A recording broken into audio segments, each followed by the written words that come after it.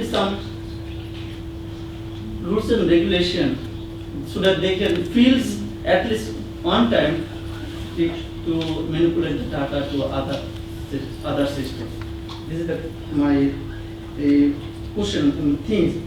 And regarding the trust, my point of view, you might be make a rules and regulation that is correct to build the trust or make the privacy, but by considering the individual perspective, if we do not make some statistics data, which type of privacy or which of trust individual want, so then we can make a showcase or make them a summary report to the proper person or proper giant provider.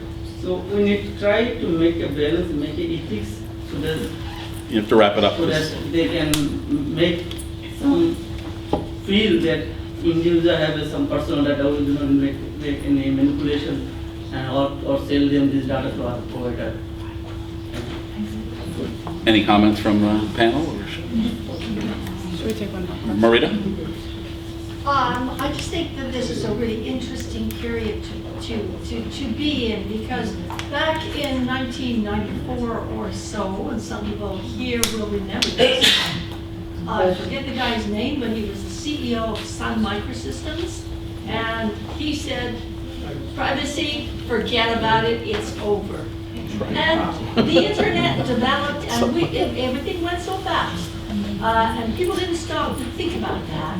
I never forgot that quote, because now we are seeing the repercussions of that, and we have to step back and deal with the things that we didn't deal with before. I think that's where we are. It's exciting and interesting, difficult, but it's basically a big growing pain that we're going to deal with at the beginning, and we are having to deal with it in various different ways. And it had to come. It's basically a rebalancing of public interest, privacy, surveillance, and all of these data management issues that we're going to, finally, we have to stop and say, well, wait a minute, we have to fix this.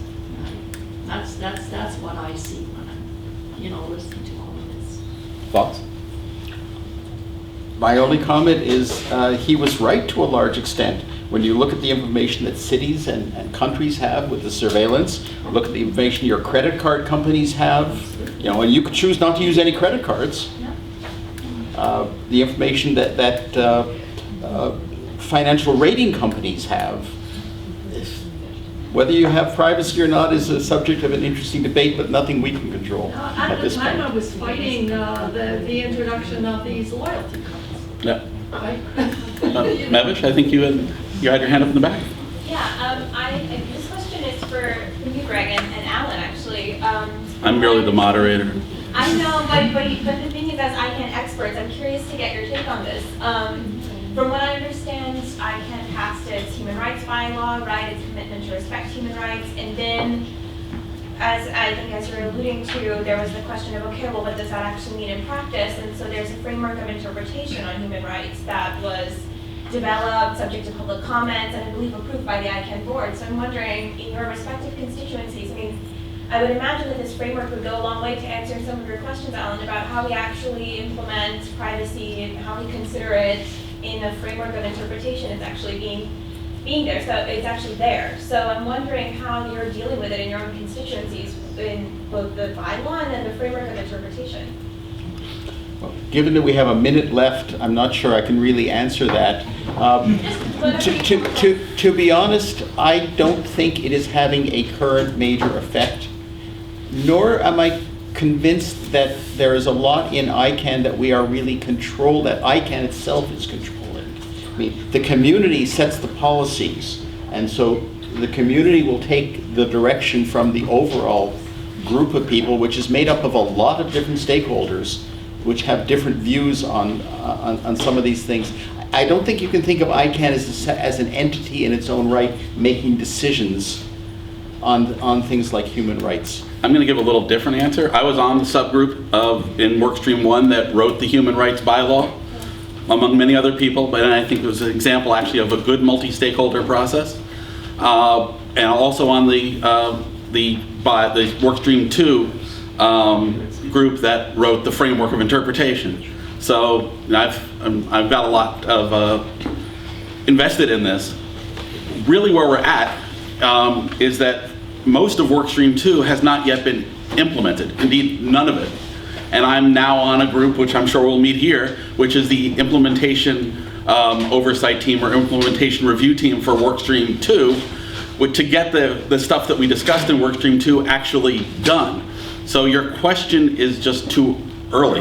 I think that people can informally look at the framework, and I hope that they do, but what we need to do is make sure that the implementation of Workstream 2 goes quickly, even by non-ICANN standards, so that the framework actually becomes a formal thing that can be applied and then can be moved. That'll really move the human rights discussion forward in a big way, because then it will have been ratified and it'll be implemented. And I'm looking forward to that point, because I think we spent a lot of time, and with one of your colleagues, predecessors, Neil Tenover, we sweated blood to get that done in a way that really balanced a lot of different concerns, and yet we felt could be used to fundamentally put ICANN in a better place vis-a-vis human rights and to be workable.